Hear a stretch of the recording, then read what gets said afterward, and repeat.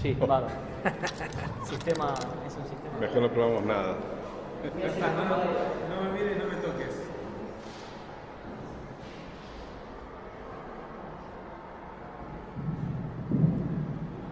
¿Qué tal? Buenas tardes, hermano. Ante todo, muchas gracias por estar acá, a los que estuvieron viniendo todo el año, es un gusto tenerlos de nuevo, y a los que comenzaron, vinieron hoy por primera vez, bienvenidos. ¿Sí?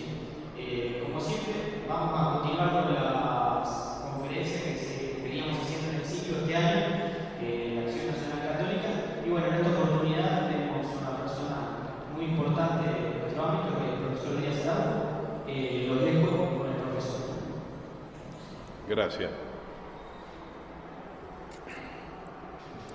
En realidad no vamos a continuar nada, vamos a empezar, porque empezamos por el descubrimiento.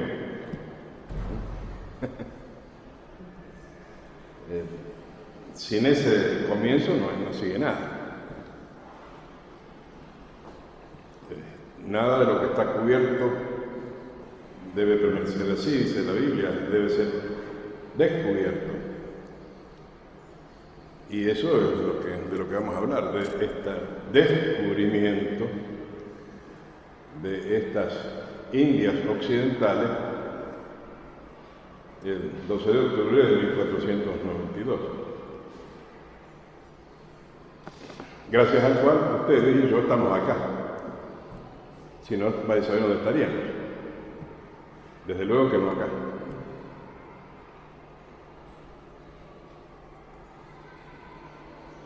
Hay un dato primero. Desde luego el descubrimiento ha sido tergiversado 1.000.000 de veces, ¿no? Como toda la historia que se refiere a nuestro orbe occidental, americano, argentino, está todo revisado, porque todo lo que aprendimos no es cierto. Es una historia negadora del orden cristiano, entonces todo lo que puede falsificar lo ha hecho. Pero a veces hay cosas que no se pueden cambiar y que son muy elementales. Yo he tenido que dar esta charla a veces en núcleos de jóvenes más de colegio secundario, diríamos, no como ustedes, y siempre empiezo por lo más elemental. ¿Qué es lo que, por ejemplo, la revista Villiquen trae sobre el descubrimiento? ¿Qué imágenes? A ver si recuerdan. Las carabelas, claro que sí, señorita. Las velas blancas de las carabelas. Pero sobre las velas va, ¿qué cosa? Una cruz. ¿De qué color? Roja. Eso no se ha podido tergiversar, porque era así nomás y siempre que se lo ha pintado, se lo ha reconstruido en fotos, en cine, en todo, siempre las velas blancas de las tres carabelas con su cruz roja.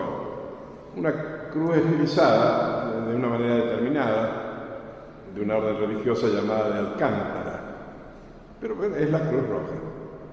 ¿Y eso qué significa? ¿Tiene algún sentido? Porque el dicho es por Castilla y por León, Nuevo Mundo halló Colón.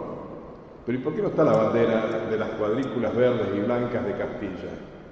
O las de Aragón, así las banderas amarillas y rojas en barras. No. Es esta cruz roja sobre las velas blancas. Y ahí está todo el sentido. Todo lo que yo tengo que decir, en realidad no puedo agregar nada a lo que ha dicho el Villiquen. Porque de ahí, eso no lo pueden escamotear. Todo lo que sigue, sí. No dicen que acto seguido Colón, en la playa de Guananí, lo primero que hace es clavar una cruz, arrodillarse y rezar por la tierra que ha descubierto. Es decir, el acto del bautismo de las Indias occidentales. Pero eso no lo ponen, pero las cruces rojas no las pueden evitar.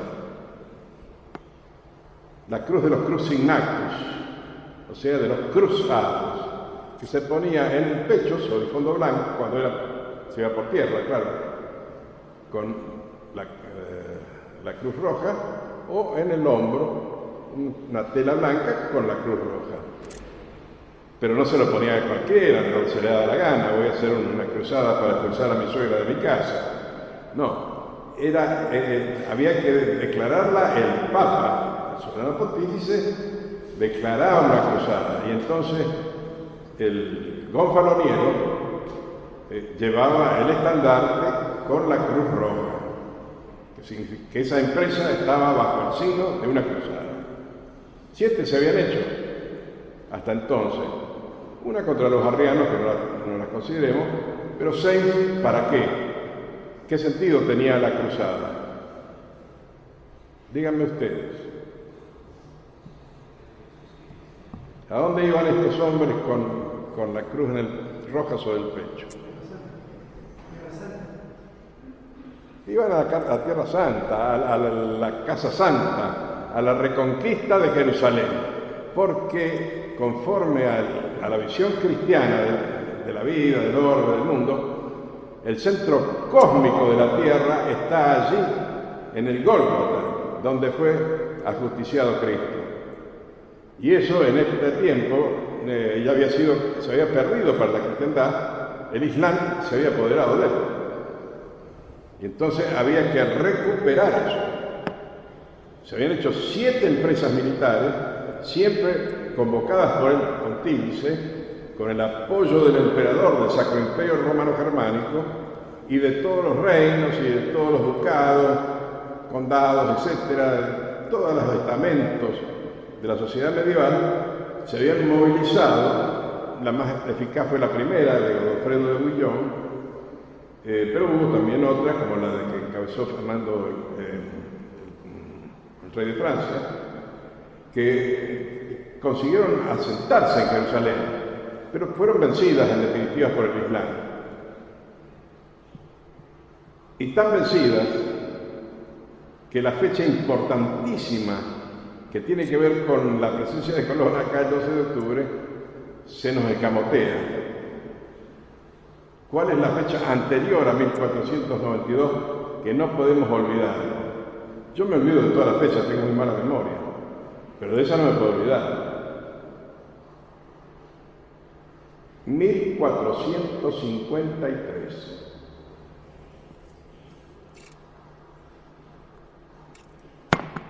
Cuando el sultán Mahomet II, con sus genízaros, cruzan el Bósforo y toman Constantinopla, es decir, la capital del Imperio Romano de Oriente.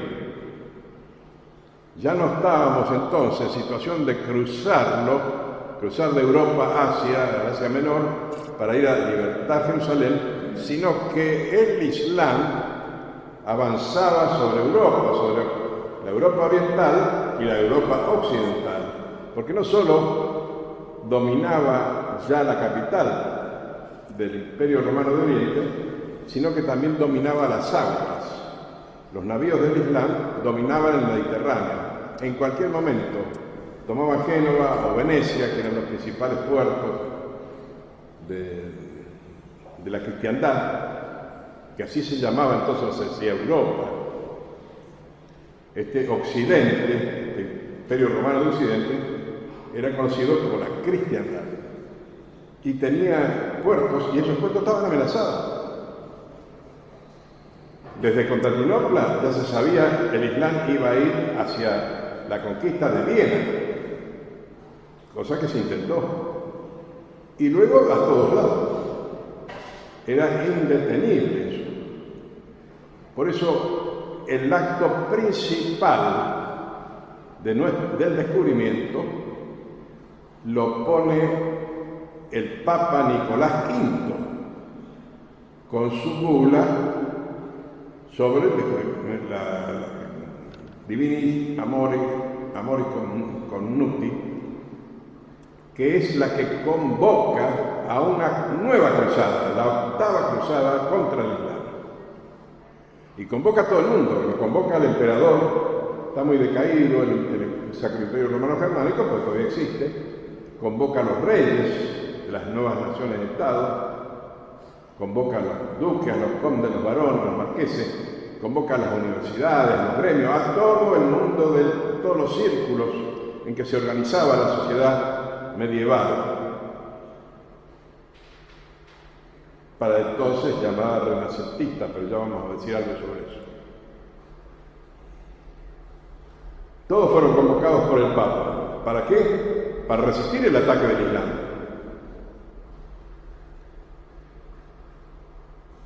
¿Cómo se hacía esto? Si ellos estaban en el dominio del Mediterráneo, estaban porque antes había que cruzar allá por los estrechos de Dardanelo, eso ya no se podía. ¿Por dónde se iba a ir? Si es que se podía hacer algo. O si no íbamos a sucumbir, todos los cristianos íbamos a sucumbir, porque el Islam venía matando. Los genízaros eran famosos por sus espadas, cortando cabezas. Esto que ven ustedes hoy, y que a algunos les llama la atención, eso siempre ha sido así. Es el modo de actuar de ellos, en su guerra santa, en su ciudad. Y así estaban entonces, pero ya dispuestos a hacer sucumbir Europa. Hoy usan otros procedimientos, van poblando de Europa post-cristiana, gracias al aborto y otros procedimientos, se ha despoblado. Entonces la están repoblando los islámicos. No sé si ustedes, por ejemplo, saben que el puerto de Rotterdam, para tomar un ejemplo nomás, en Holanda, tiene un 70% de islámicos. El alcalde de Rotterdam es islámico. Es decir, la invasión pacífica, entre comillas, que está haciendo el Islam y la amenaza armada de los genízaros, nuevos genízaros allá en Irak, en Siria, amenazando nuevamente al mundo cristiano entre comillas, porque este mundo no quiere ser cristiano, pero a pesar de que quiera o no quiera, les van a cortar la cabeza igual. Bueno, es decir, la historia es cuando uno la mira con cierta tranquilidad, ve enseguida el panorama. Y eso estaba lo que estaba pasando. Estábamos frente al turco, como se decía vulgarmente, porque Mohammed había creado un imperio que se llamaba Imperio Otomano. Venían del Turquestán, con todos los árabes detrás, y los grandes ejércitos. Ya habían perdido gran parte de España, de la península ibérica, pero todavía resistían en Andalucía, en la zona de Granada, todavía estaba ocupada por ellos, y en una pinza que iba desde allá, desde Constantinopla a Granada. Ya iban a elegir por dónde más desembarcar o dónde hacer el esfuerzo.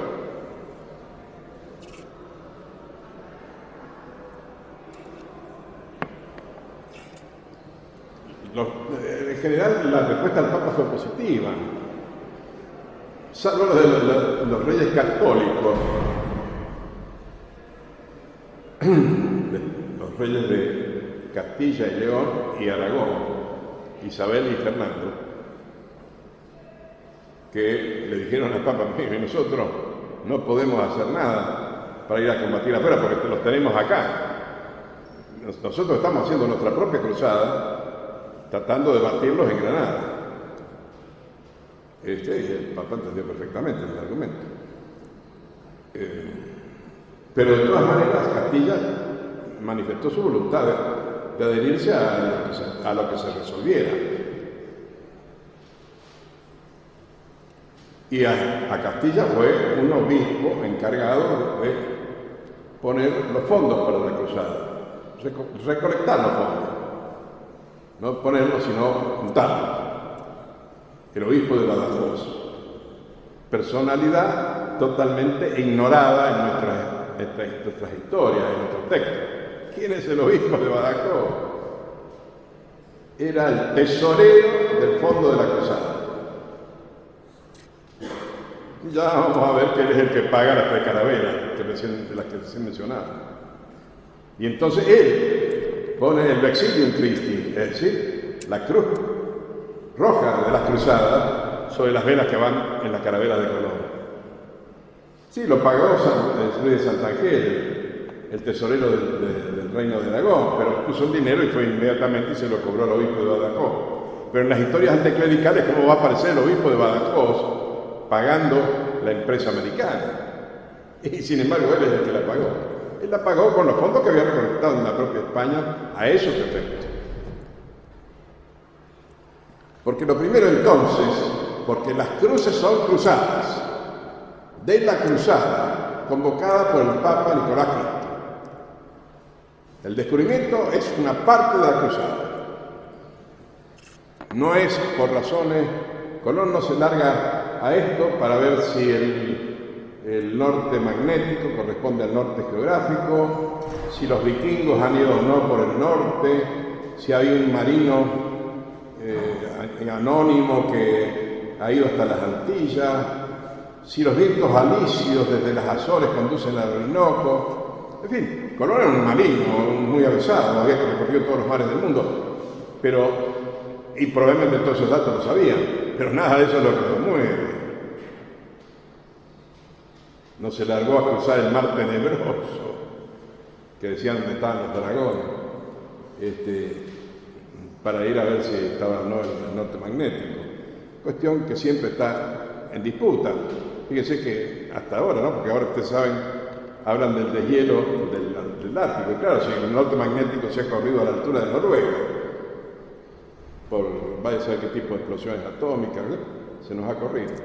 Y eso produce todos los cambios climáticos que está haciendo, aunque están averiguándolo por otros lados porque prefieren hacerlo así. Bueno, Colón, ¿dónde se nos aparece? En un lugar clave también. Recuerden, 1453, Constantinopla. Acto seguido, la encíclica del Papa Nicolás V, convocando a la cruzada. La respuesta al Papa, la respuesta principal, viene de un pequeño reino, del reino de Portugal. Don Juan es el rey, pero su hermano, llamado Enrique el Navegante, es el gran personaje del descubrimiento, mucho más importante que Colón, ¿no? Porque él convoca a Sagres, una localidad no muy importante, cercana a Lisboa, a todos los pilotos, a todos los grandes navegantes de su tiempo, muchos de los cuales son genoveses, porque Génova es uno de los puertos principales, si no el principal, de la cristiandad. Así que sujetos como Américo Vespucci van, o sujetos como Cristóforo Colombo van, y Caboto, y por supuesto los portugueses, Cabral, Bartolomé Díaz, Vasco da Gama, todos ellos van al aula, como están acá. Y entonces Enrique le dice, bueno, estamos ante este problema. En cualquier momento el Islam nos invade a todos y nos mata a todos. El Papa nos ha pedido que nos unamos y que luchemos. Algunos están pensando en ir a ver si pueden reconquistar Constantinopla.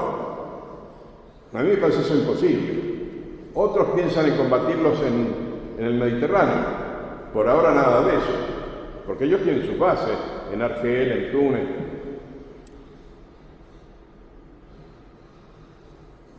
¿Qué hacer? Entonces deliberan y dicen, hagamos una cruzada marítima. Caigámosle, esta es la expresión textual, caigámosle al turco por la espalda. ¿Yendo a dónde? ¿A dónde iban a ir? A las Indias. ¿Qué significa las Indias? Los indigenistas de hoy no quieren decir que son los aymareas o los mapuches, no. Las Indias es una expresión europea que significa los territorios y las poblaciones que están detrás del Islam. Buscar a la gente que está detrás del Islam, asociarse a ella y juntos con ellos caerle por la espalda al Islam. El Islam está mirando a Europa al Mediterráneo, a Constantinopla, a Viena, a Granada. Sorprendámoslo, ellos con los ojos puestos allá, caigamos nosotros por acá. ¿Y cómo? Navegando y uniéndonos. Hay dos potencias que ya estaban en contacto con Roma Vaticana. Digo Vaticana porque es una expresión, claro que eso es posterior. En los estados pontificios. Era el Gran Khan, los sucesores de Gengis Khan. Ellos, tanto Gengis Khan como sucesores, que usaban el título de Gran Khan, se habían casado con princesas nestorianas, una secta derivada del cristianismo, y por lo tanto tenían una buena predisposición hacia el cristianismo, y mandaron sus mensajeros a Roma, y Roma mandó los suyos, había contactos. Y después estaba el preste Juan, que era el rey de Etiopía, de Abisinia, Etiopía, que eran coptos, otra secta cristiana. Entonces, si nos asociábamos a estos que estaban detrás del Islam, o sea, en las Indias, junto con ellos, embestíamos por atrás al mundo islámico. Ese proyecto es de Sagres. Ese proyecto lo dirige Enrique el Navegante y se lo comunica al Papa. Y el Papa lo acepta, porque no veían por dónde hacer. Esto es interesante. Siguen debatiendo todos estos marinos y cómo hacerlo. Ya puesto que no hay cruzada por tierra, va a haber cruzada por mar. ¿Por dónde? Ya habían navegado tanto Castilla como Portugal por la costa africana y se había llegado al descubrimiento de las Islas Canarias y se había trazado por el Tratado de Alcazaba una línea por el paralelo del Cabo Bojador, lo que quedaba al norte para Castilla, lo que se quedaba al sur para Portugal. Entonces dicen, si seguimos la línea africana, la costa africana hacia el sur, vamos a llegar a las Indias. A las Indias, es decir, donde está el Gran Khan, donde está el preste Juan.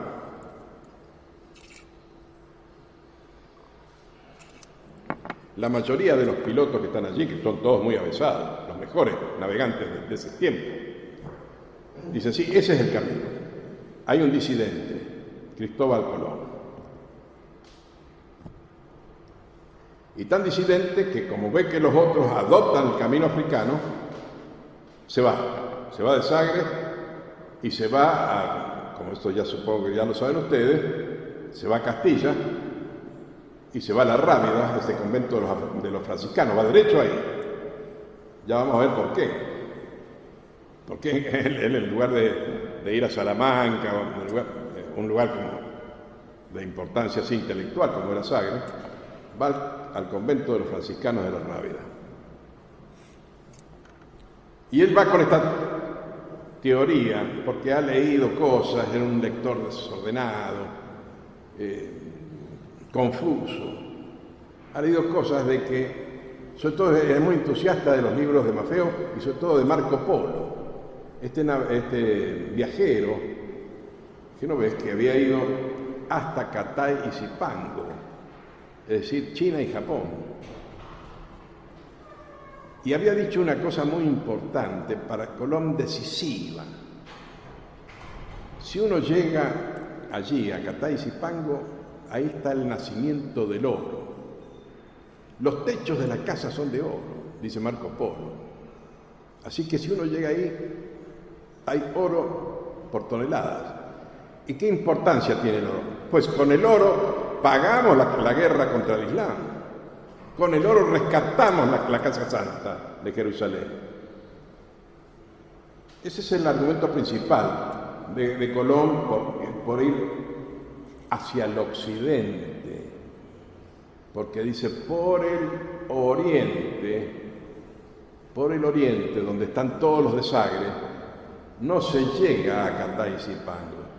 Busquemos, como dice Toscanelli, que acá enseguida, por navegando por el mar tenebroso, por el Atlántico, hacia el oeste, vamos a dar con las Indias mucho mejor que si se va por el oriente. Y vamos a dar con justamente con ese lugar de las Indias. Las Indias es lo que está atrás, insisto, donde está el oro. Así que inmediatamente, con ese oro, organizamos toda la campaña. Lo expone en España con el padre Marchena, Juan Marchena, que es el superior de los capuchinos, de los franciscanos de estos. Establa una gran relación con Colón. Colón dice que después de Dios creador viene el padre Marchena, porque le facilitó libros, le facilitó mapas, hizo de todo citas bíblicas. Se adhirió a una cita de Isaías y otras donde estaba como anunciado, preanunciado, que iba a haber un nuevo cielo y una nueva tierra. Colón era bastante fantasioso, desde luego. Lo que no, y enseguida vamos a ver otros aspectos, no era opuesto a que era un hombre práctico y muy duro este genovés. Pero libraba su imaginación en los mundos bíblicos y de los escritores también griegos, Estrabón y otros geógrafos de la antigüedad, y con todos ellos componía esta idea de que era mejor, más rápido y más con un resultado mejor, ir hacia el occidente. Bueno, el padre Pérez, no Marchena, y ahí viene una gran confusión estúpida que han hecho los historiadores, es el que lo lleva a la corte. ¿Dónde está la corte? La corte es itinerante, porque Fernando e Isabel están empeñados en la guerra en Andalucía para terminar con el dominio moro, dicen ellos, es decir, los africanos, es decir, los islámicos, que retienen con el rey Boabdil Granada. Y entonces están en Santa Fe, que es una localidad, bueno, ellos la llaman así, en las afueras de Granada, para ir a su campamento, desde ahí organizar sus fuerzas para reducir a Granada. Colón va con el padre Pérez hasta allí, y Pérez le consigue la entrevista con los reyes, él les pone su teoría. Los reyes están ocupados en lo suyo, de manera que no le dan inmediatamente ninguna respuesta. Pero en el intertanto caen dos monjes también franciscanos que vienen comisionados por el sultán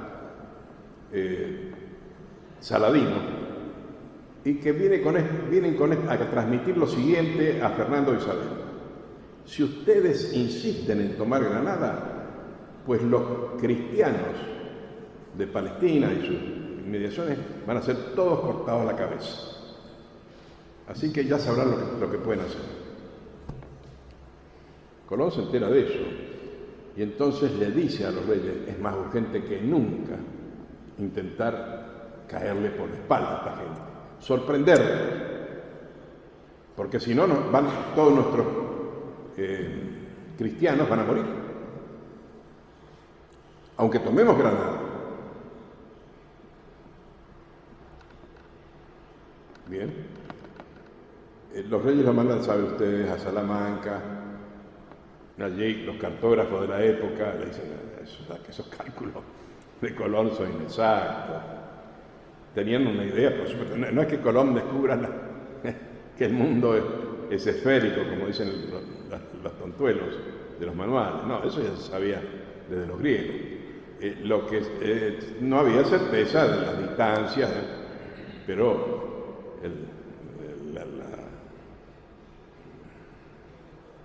la figura geométrica de la Tierra se tenía. Entonces ellos calculan y dicen: no, esa distancia que dice Colón para llegar a Catay y Pango no es cierta, es mucho mayor de lo que él dice. Tenían razón esto. Eran gente que se movía con la ciencia nada más. En cambio Colón se movía con todo su mundo de citas bíblicas, de autores griegos.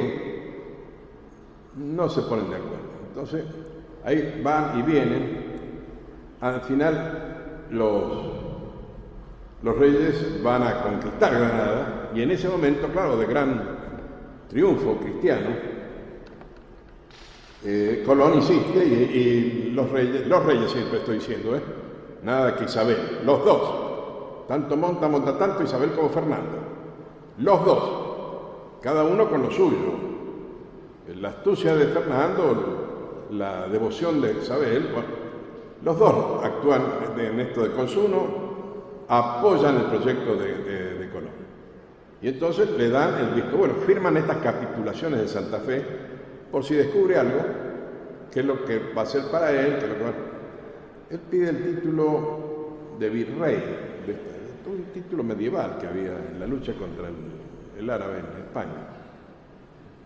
Bueno, y otras cláusulas, no tiene mayor importancia, sí la tienen nuestros manuales, no tiene ninguna importancia la capitulación de Santa Fe, porque es una cuestión entre los reyes y el descubridor, pero no se puede oponer a ningún tercero. Lo cierto es que a raíz de eso entonces los reyes lo habilitan para que vaya a un puerto, él elige Palos de Moguer, y allí organice su expedición. Pero hay que pagarla en la expedición. Él, con 3 carabelas, dice que les basta. Contrata a los hermanos Pinzón para que dirijan las otras 2, y después marineros, ¿no?, de los puertos.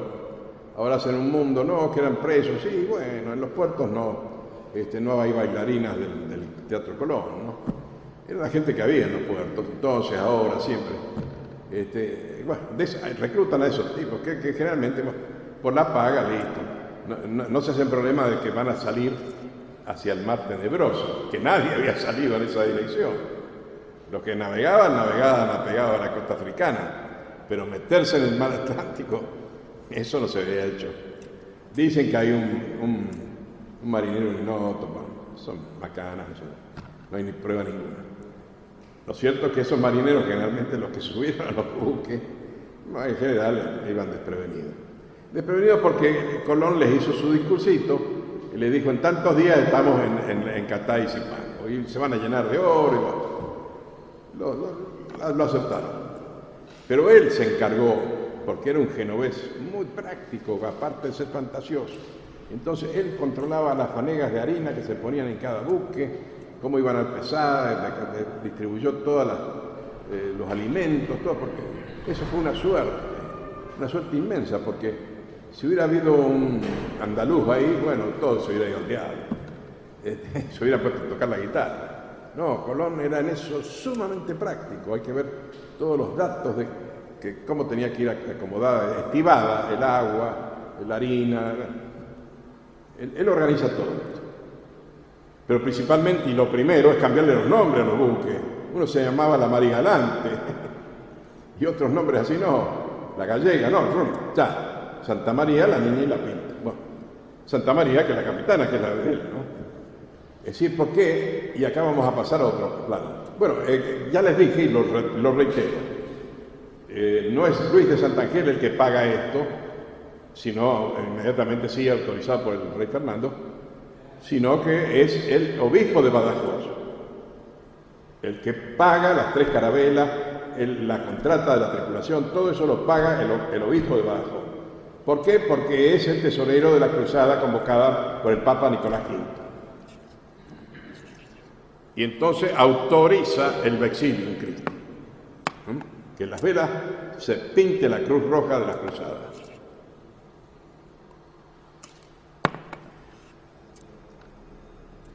Y parten de Palos de Moguer, parten un viernes, llegan un viernes y vuelven un viernes. Colón dice: bueno, esto no es casualidad. El Señor de la historia ha programado esto y ha hecho que yo salga, llegue y vuelva siempre el mismo día. Él lo dice. Es cuestión no de creerlo. La cosa es que lo hizo. Porque muchos dicen: este hombre es fantasioso. Sí, veía visiones. Sí, pero él es el que descubrió el nuevo mundo, ¿no? No los otros que eran muy sabios, muy prudentes. muy castos, porque encima ya vamos a empezar a ver todo lo que van a decir de Colón. No hay cosa que no se ha dicho en contra de don Cristóbal. Que incluso un novelista nuestro, Abel Pose, le ha hecho hacer amores con una señora ahí de las Canarias. Él confunde los nombres de la que era secretaria de la reina con esa otra, pero bueno, no interesa. El asunto es hablar más de Colón de cualquier modo, porque fue una suerte para Castilla, como digo, que un genovés frío, seco, organizara la empresa, entonces la organizó bien. Lo digo porque, entre otras estupideces, van a ser después el problema si la empresa se logró por los reyes o por Colón, si los españoles, si los genoveses, todas estupideces. Se hizo por la cristiandad, de la cual el reino de Castilla no era sino una parte, como el reino de Génova. Todos concurrieron a la misma empresa, todo lo que hoy llamamos Europa, todo el occidente, la cristiandad, era una empresa de la cristiandad. Y con la consagración papal de la cruzada. Acá pasamos a otro aspecto del asunto. Colón, aparte de tener su propio plan, entendía de lo que se trataba. Se daba cuenta que estaba haciendo parte de una gran cruzada. Sí, claro que sí. Ya de cuando era niño, su madre lo había, estaban viendo más en Génova más que en otros lados el peligro islámico, lo había hecho que se hiciera navegante y que estuviera atento a este problema. Y desde chico, mucho antes de llegar a España, en 1489, él declara esta voluntad de rescatar el Santo Sepulcro. Esa es su gran obsesión, dice uno. Este era un maníaco, quería rescatar Jerusalén. Así que, otra, que antes que se declarara la cruzada, él ya era un cruzado por su cuenta. ¿Y qué podía hacer un tipo solo que quería rescatar el Santo Sepulcro? Conseguir el oro para pagar la empresa esta. Entonces, en Catay está el oro. Allá vamos.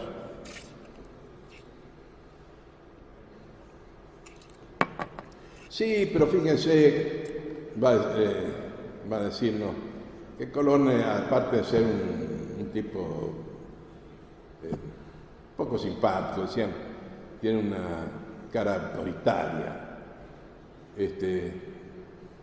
Además de eso, bueno, tener esos amoríos. Con doña Beatriz Enríquez, una sevillana, tuvo un hijo, Fernando, pues ya tenía, él era viudo.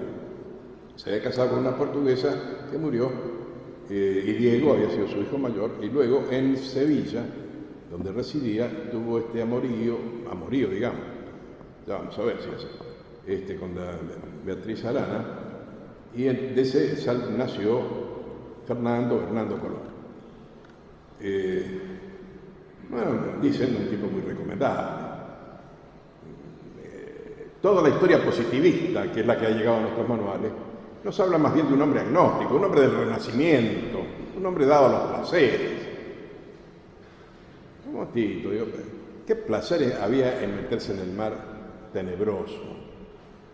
Él como los que lo siguieron a él, Orellana, Almagro, Hernando de Soto, meterse en selvas, en montañas, qué placer podía, qué tiene que ver el Rinascità, el vivir bien de los señores franceses o italianos que dicen, ¿saben qué cosa? Y están los manuales nuestros, aunque no lo crean. Colón descubrió América porque buscaba el camino de la especiería. ¿Alguno de ustedes lo ha leído? La especiería, las especies, la pimienta, la nuez moscada, el jengibre, que se habían privado los europeos, sobre todo Italia y Francia, que les gustaba el condimento en la comida, porque los turcos cortaban el paso. Entonces Colón se larga por el mar tenebroso para conseguir nuez moscada y así satisfacer la comida de los italianos. No hay estupidez que no se haya dicho. ¿De dónde sacan lo de la especiería? ¿Está en algún acta, está en algún escrito, en alguna carta? Nunca, jamás sale en ningún documento la palabra especiería. Recién don Hernando de Magallanes, cuando llegue ya a las Filipinas, Indonesia, entonces aparecerá el tema de las especies, pero no antes. No iba a ir a descubrir un nuevo mundo para las especies, para ir como quien va a la cocina, a la despensa de la casa. Jean Savarin, que era un gourmet, hubiera estado contento con ese Colón, pero ese Colón no existió, ni loco que estuviera, se hubiera alargado a semejante empresa para conseguir canela. Bueno, pero también dicen como que no ves que era devoto de la Virgen del Codo. Lo que quería era el oro. Y le han contado desde las casas para acá las veces que pone la palabra oro. Pero son muchísimas. En las cartas de él, de los diarios de viaje y en otros documentos, cada 4 renglones, ¡pum! El oro. Y entonces a anotar, llegan a 500 veces, qué sé yo. El oro. Es un avarar, una persona que anda detrás de la riqueza, nada más. Claro, hay que intemporar, hay que cortar, porque dice el oro para rescatar la Casa Santa de Jerusalén. No para él que va a entrar en la tercera orden franciscana y se va a vestir con el sayal que se usaba entonces, de la estameña parda, en todos los actos, en la corte, de donde fuera. Nunca más usó ningún traje de gala ni nada por el estilo. Usaba ese sayal de los terciarios de la orden franciscana. Y renunció a títulos de marqués y todas las cosas que le dieron los reyes. No, el oro no era para él, ni mucho menos, ni muchísimo menos. Cuando el oro ese, todavía en los últimos años, cuando instituye el mayorazgo a su hijo Diego, lo conmina a que busque el oro para restaurar la Casa Santa. Siempre es así, y no hay la menor duda sobre eso. Pero todos estos, iba a decir cretinos, pero bueno, esos son los cretenses, no tienen la culpa. Estos tipos que están en contra de nuestro mundo, de nuestro orbe cristiano, ellos van a transformarlo entonces en una vara. No, para sí nunca nada. Todo para reconquistar el centro cósmico del mundo que está en manos del Islam.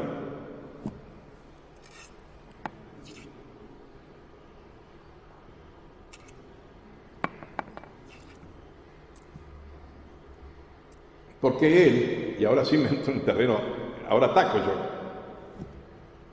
él era un hombre religioso, muy difícil de entender por los agnósticos de nuestro tiempo. Por eso ellos buscan por el lado de la comida, por el lado del oro. Pero ¿cómo van a buscar por el lado de la espiritualidad y la espiritualidad religiosa y la espiritualidad católica? Me viene con el cuento de Colón Santo. Bueno, no cuento. Rosely de Lorgues, un noble francés, va a escribir un libro donde dice, Colón es un santo y hay que instaurar la causa. Va y lo ve al Papa Pío IX, lo convence y se hace la presentación con el libro de Rosely de Lorgues, presididos por el arzobispo de Burdeos. 600 obispos del mundo firman la petición de que se instaure la causa de la santidad de Colón. ¿Eran todos idiotas estos obispos?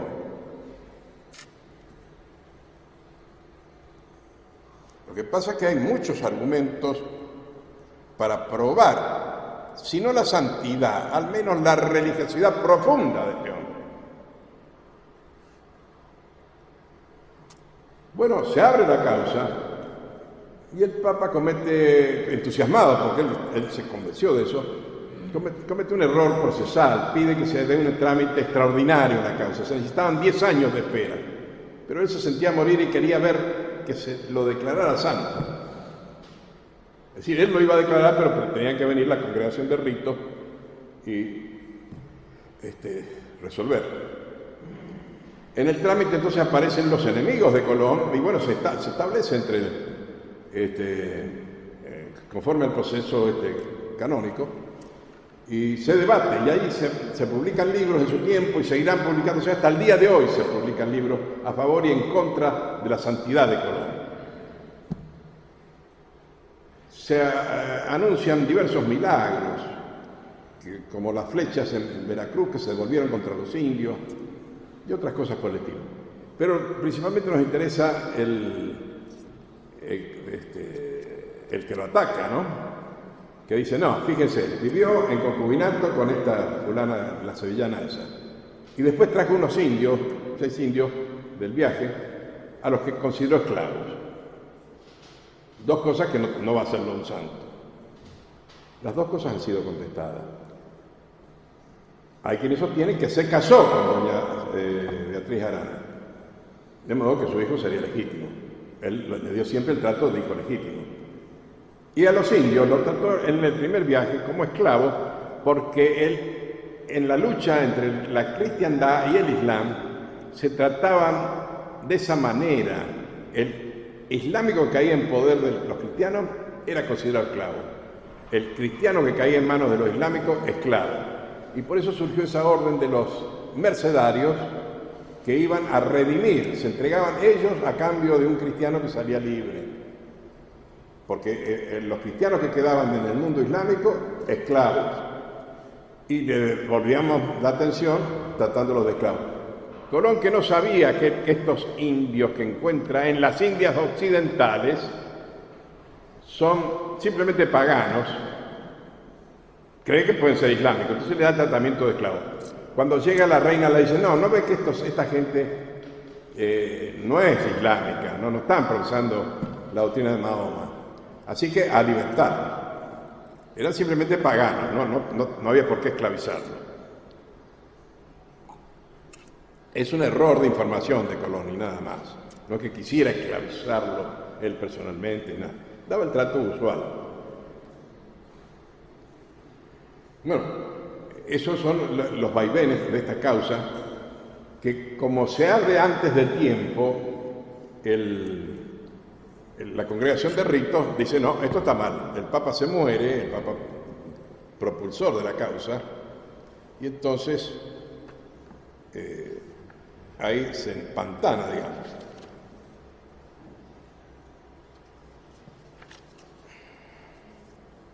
Roseli de Lorgues va a escribir varios libros, 4, 5, varios de ellos se tradujeron en España, dando pruebas de cómo este hombre no era un embustero ni un falsificador, respondiendo a todo esto.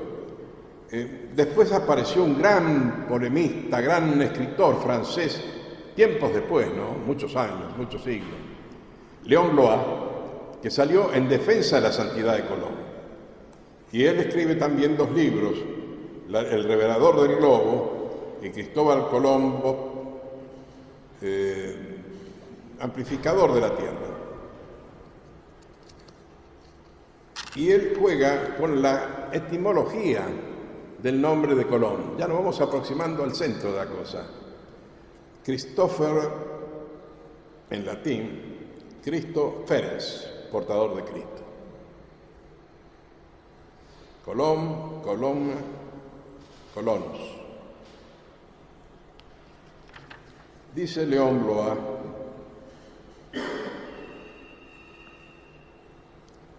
que el procedimiento seguido por la Sacra Congregación de Ritos, pienso en Moisés, porque Colón es revelador de la creación, cuando reparte el mundo entre los reyes de la tierra. Habla a Dios en la tempestad y los resultados de sus plegarias son el patrimonio de todo el género humano. La Sacra Congregación de Ritos ni olió siquiera la grandeza del proyecto. Nada le importa de la misión providencial. A partir del momento en que la causa no se presenta ya en forma ordinaria, con el expediente completo, cotejado, firmado, contrafirmado, sellado con lacre, todo el mundo se agita y se indigna para impedir que dicha causa progrese.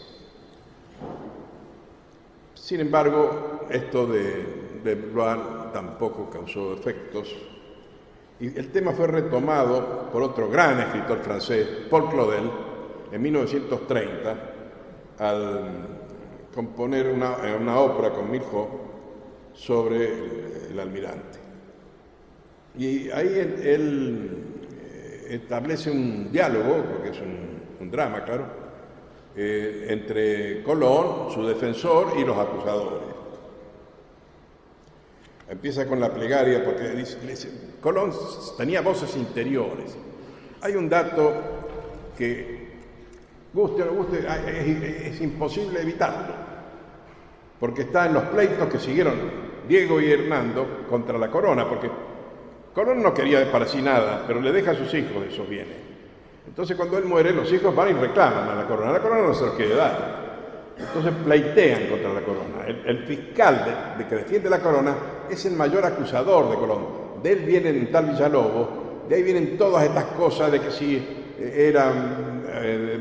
tenía maltrato, que si era antipático, que si le gustaba enriquecerse, todos estos infundios los recoge el fiscal para defender a la corona y no pagarle a los hijos de Colón. Pero allí se convoca a los Pinzón y uno de ellos dice, sí, efectivamente, la tripulación cuando vio que se habían dado las singladuras que Colón había dicho y no aparecía el Cipango ni Catay, entonces dijeron, este nos ha engañado. Y quisieron colgarlo y volverse. Es decir, el famoso motín de la tripulación. ¿Cómo se resolvió? Lo dicen los Pinzón. Si en un día y una noche no hemos descubierto tierra, que me cuelguen del par mayor. ¿Quién se anima con eso? En un día y una noche descubrieron tierra. Bueno, entonces Claudel lo pone así. Ruego a Dios todo, porque él dice, sentía voces, como Juana de Arco, voces interiores que lo llevaban a esto. Ruego a Dios Todopoderoso que me dé luces y competencias para abriros y explicaros el libro de la vida y de los viajes de Cristóbal Colón, descubridor de América y de lo que está ultra, porque él fue quien reunió la tierra católica y de ella hizo un solo globo bajo una sola cruz. Digo la vida de este hombre predestinado, cuyo nombre significa paloma y porta a Cristo, tal como ocurrió no solo en el tiempo, sino en la eternidad, porque no es Él solamente, somos todos los hombres quienes tenemos la vocación del otro mundo y de esa ribera ulterior a la cual quiera la gracia divina que arribemos alguna vez. Así empieza Claudel. Fíjense qué introducción. El opositor dice entonces, de modo que te decides hablar, a ti me dirijo, Cristóbal Colón, charlatán, ignorante, alucinado, traficante de esclavos, mentiroso, rebelde, incapaz, calumniador. ¿Por qué viniste a alejar a España de su vocación y de todas sus tradiciones respetables? ¿Por qué la arrastras hacia el otro mundo?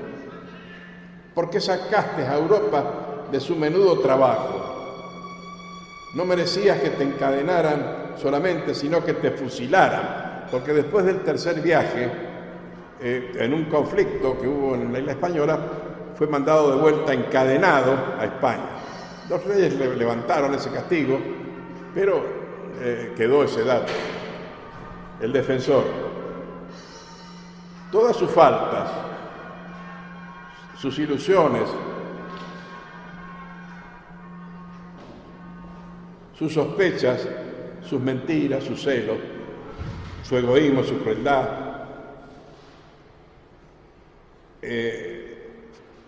lo que había fue el precio que pagó por descubrir lo que había encontrado. Todas esas no son faltas, son otras cosas que faltas del amor.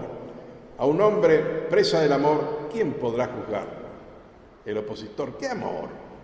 Cristóbal Colón, el amor de la tierra de Dios, el deseo de la tierra de Dios, el deseo de la posesión de la tierra de Dios. Otro defensor, el genio es como un espejo, uno de cuyos lados recibe la luz, mientras que el otro es rugoso y herrumbrado. El coro, Cristóbal Colón, el opositor, tu nombre mismo es mentira. Cristóbal Colón, mi nombre es embajador de Dios, portador de Cristo. Mi nombre es portador de Cristo y a mi apellido es todo luz, todo lo que es espíritu y todo lo que tiene alas. Bueno, sigue adelante la lucha de Colón con los dioses de la sangre y de las tinieblas, Huitzilopochtli, Quetzalcóatl, Pachacamac, y en el mar tenebroso.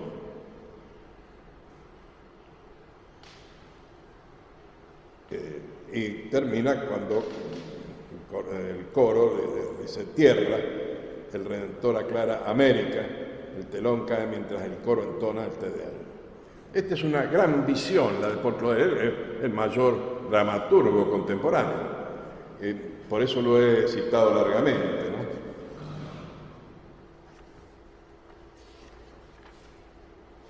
Bueno, no me voy a extender en el tema de la santidad, ni voy a discutir lo que hizo no la Congregación de Rito, ya he citado lo que lo discuten. Yo creo que eso es un tema, Coram Ecclesia lo resuelve la Iglesia, no somos los fieles que podemos discutir si es santo o no es santo alguien. Lo que digo es lo que dijo la Sede Apostólica respecto de Colón y de su obra. Y esto está en la encíclica Quarta Abeute Seculo, del 16 de julio de 1892, de su Santidad León XIII, y que dice lo siguiente: Colón, quien fue movido por el deseo de preparar y facilitar el camino de la difusión del Evangelio, y fija siempre la mente en el tal propósito, lo dispuso y encaminó todo a ese fin, no haciendo cosa que no fuese conforme a la religión y no estuviese inspirada por la piedad. Este hecho del 12 de octubre de 1492, considerado en sí mismo, es el más grande y hermoso que edad alguna vio jamás llevado a cabo por los hombres.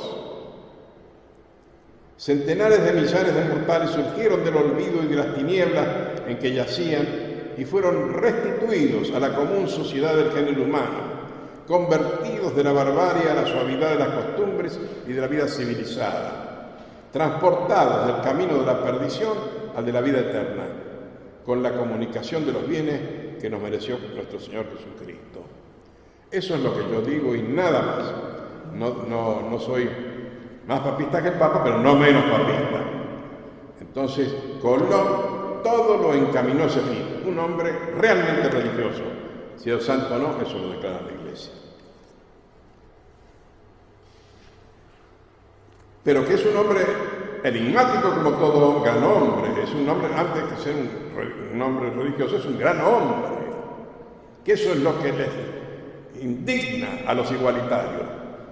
Porque ellos quieren mirar hacia abajo, no hacia arriba. ¿Por qué a San Martín lo has desmontado de su caballo y hablan de los amoríos de San Martín o de los de Remedio? Han llenado de libros de porquería estos años acá. Porque nos quieren quitar nuestro héroe nacional. Yo, si Dios quiere, este mes publico mis 2 tomos sobre cuestiones disputadas sobre San Martín. Pero por lo pronto digo, no, miremos para arriba, porque si yo me muero, a mí no me va a pasar nada, pero San Martín, dice Félix Frías, el reloj de bolsillo y el reloj de la pared se había parado a la hora que San Martín se murió. Y eso no le sucede a cualquiera. Entonces hay hombres superiores, hay hombres providenciales. En el igualitarismo de origen masónico eso no existe, claro, todos somos mediocres, todos somos sinvergüenza, si miramos desde abajo, claro. No, a Colón hay que mirarlo arriba. En Barcelona la estatua está en una columna enorme, hay que levantar bien la vista y así debe ser. Es un hombre providencial, es un hombre único. Fíjense este dato.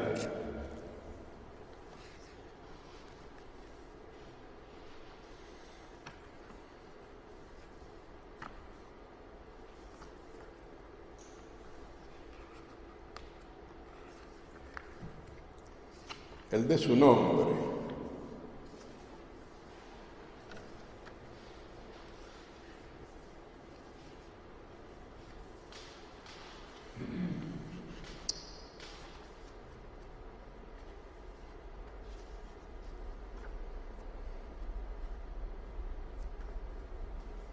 Nosotros ahora no le concedemos ninguna importancia a nuestros nombres.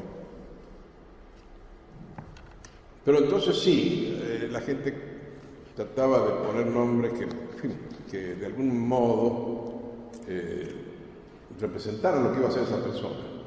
Bueno, Colón era Cristóforo Colombo, nacido en Génova, y aprendió italiano. Digamos italiano ahora, en Italia no existía. Lo lamento de comunicarle a la comunidad italiana que protestaba por lo del la estatua que Italia empezó a existir desde 1870. Así que para 1400 no había. Estaba el reino de Génova, los ligures. Pero él no firma a Cristóforo Colombo. ¿Tenía algo contra su padre? No, al contrario, quería mucho.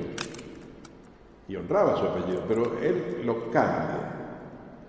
No Cristóbal Colón, que es una castellanización que hacemos nosotros.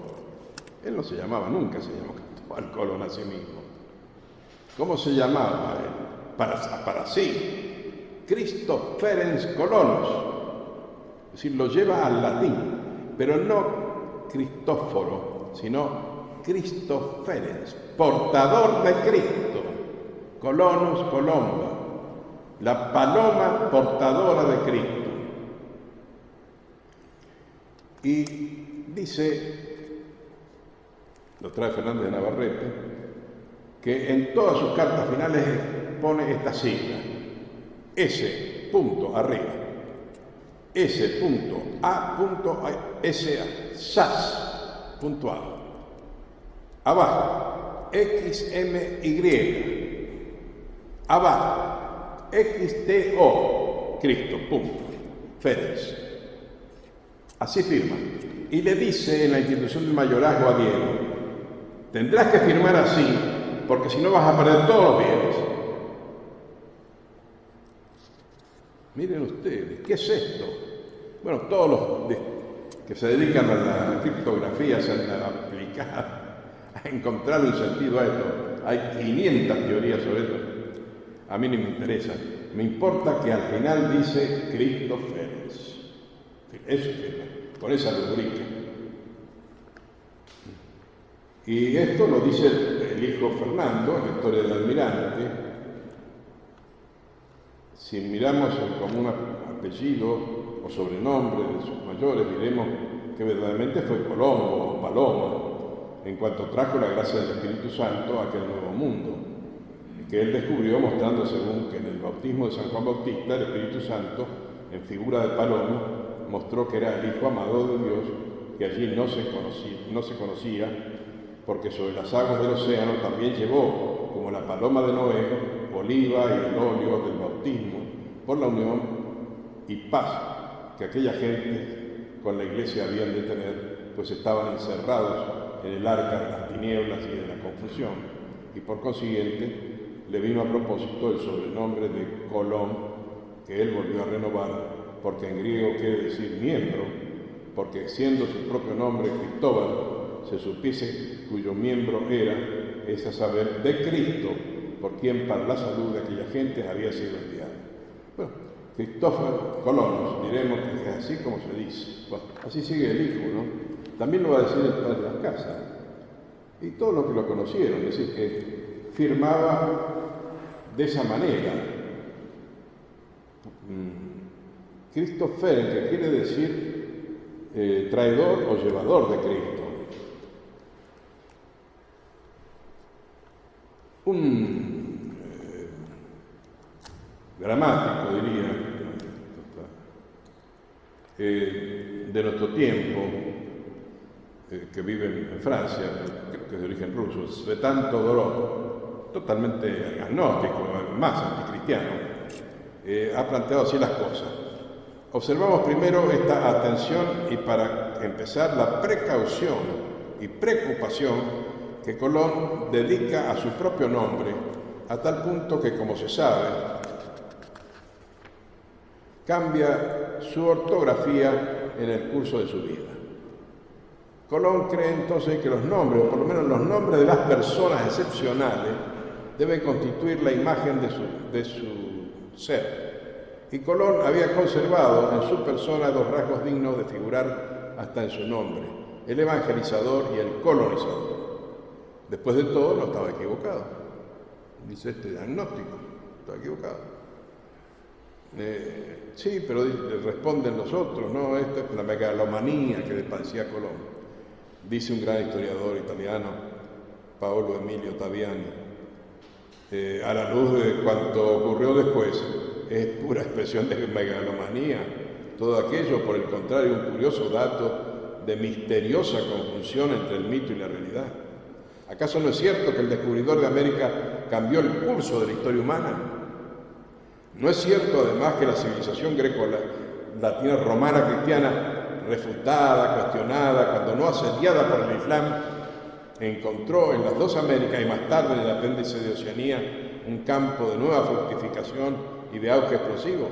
Todo eso es cierto y, por tanto, forma parte de la historia. Yo lo corrijo a Taviani y digo, forma parte del misterio de la historia.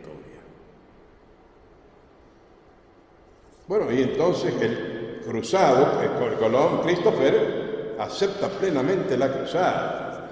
Él es un hombre de la cruzada. Lo han visto muchos historiadores, especialmente un norteamericano, Richard Weckman. Colón, todos sabemos, fue un hombre profundamente religioso. Su devoción por la Virgen María es bien conocida. Le acompañaba siempre ese breviario de laico que se llama el Libro de las Horas. Contemporánea a ese descubrimiento fue la voluntad expresa del descubridor de consagrar las riquezas por él descubiertas en América para ganar, o sea, reconquistar el Santo Sepulcro, ambición que no lo abandonó ni en el lecho de muerte. Colón meditaba especialmente durante su tercer viaje cuánto servicio se podía hacer a nuestro Señor en divulgar su santo nombre y fe a tantos pueblos de India. No hay ninguna duda de que hubo una relación directa entre su condición de navegante y la empresa con la que estaba. La empresa, ya dijimos, era una cruzada, él era un cruzado. Y esto lo han visto desde Camoens en las Luciadas, a Torcuato Tasso, hasta un historiador reciente, un inglés totalmente agnóstico, Eliot, que es profesor en Oxford, dice, por encima de todo, por lo menos en lo que hacía referencia a Isabel, el proyecto podía resultar de crucial importancia en la cruzada contra el Islam. Si el viaje tenía éxito, pondría a España en contacto con los países de Oriente, cuya ayuda era necesaria en la lucha contra el turco. Podía también, con un poco de suerte, hacer volver a Colón por la ruta de Jerusalén y abrir así un camino para atacar al Imperio Otomano por la retaguardia. Isabel se sentía naturalmente atraída también por la posibilidad de poner los cimientos de una gran misión cristiana en Oriente. En el clima de intensa exaltación religiosa que caracterizó los últimos meses de la campaña de Granada, incluso la realización de proyectos más descabellados parecía posible. Claro, este lo encuentra descabellado. Lo único que el loco encontró la tierra, ¿no? Y la que la apañó, que en este caso la reina, tenía toda la razón. ¿Quiere hacer un break? ¿Quiere hacer un break o seguimos en la...? Sí, no, un momentito, que ya llego al punto que quiero llegar.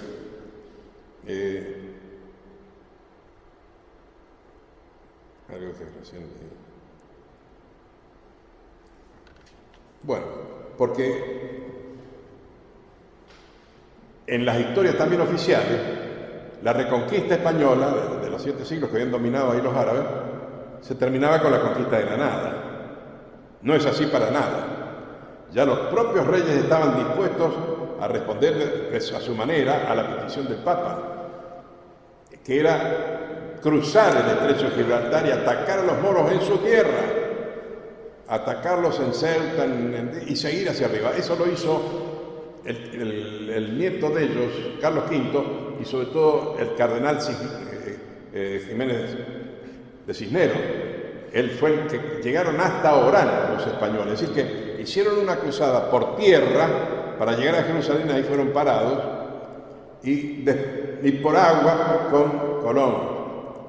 Y de suma la resolvieron en Lepanto, cuando Felipe II destruyó a la Armada Islámica.